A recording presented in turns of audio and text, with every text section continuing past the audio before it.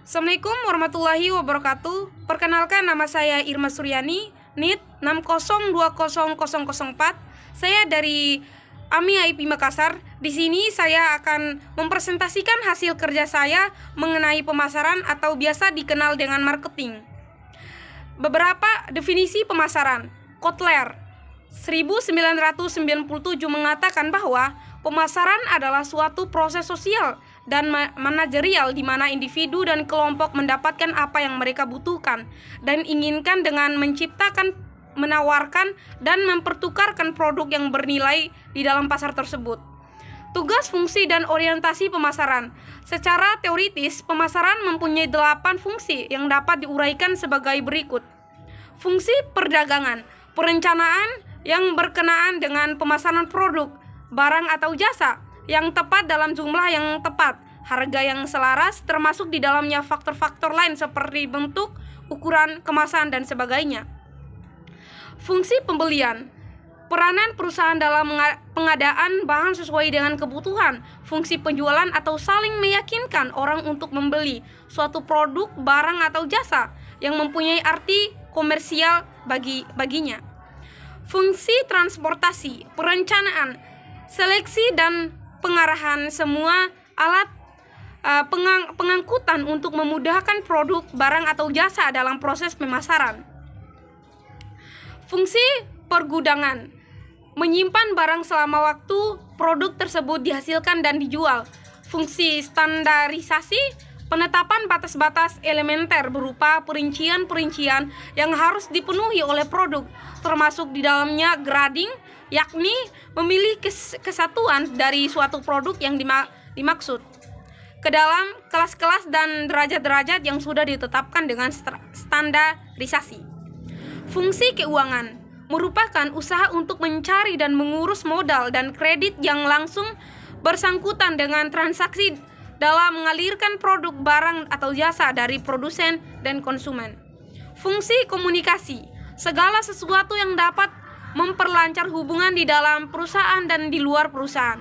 Fungsi risiko, fungsi untuk menangani atau menghadapi risiko kerugian karena kerusakan, kehilangan, atau anjoknya harga di pemasaran.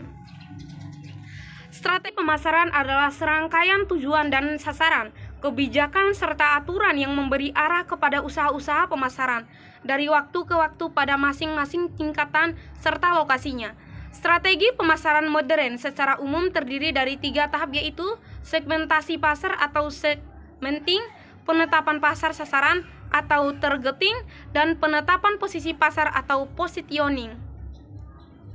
Strategi pemasaran modern secara umum terdiri dari 3 tahap, yaitu yang pertama segmentasi pasar, yang kedua penetapan pasar sasaran, dan yang terakhir penetapan posisi pasar. Segmentasi pasar atau segmenting. Di pasar terdapat banyak konsumen yang berbeda-beda dalam banyak hal. Menurut swasta 1996, segmentasi pasar diartikan sebagai kegiatan membagi-bagi pasar yang bersifat heterogen dari suatu produk ke dalam satu satuan pasar, segmen pasar yang bersifat homogen. Target pasar atau targeting.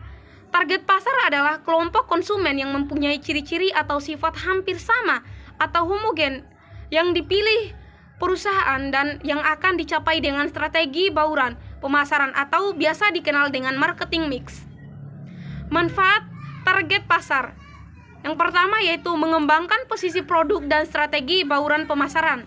Yang kedua yaitu memudahkan penyesuaian produk yang dipasarkan dan strategi bauran pemasaran yang dijalankan atau harga yang tepat, seluruh distribusi yang efektif, dan promosi yang tepat dengan target pasar.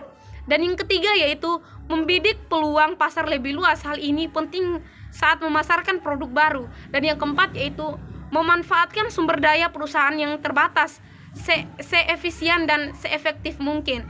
Dan yang terakhir yaitu mengantisipasi persaingan.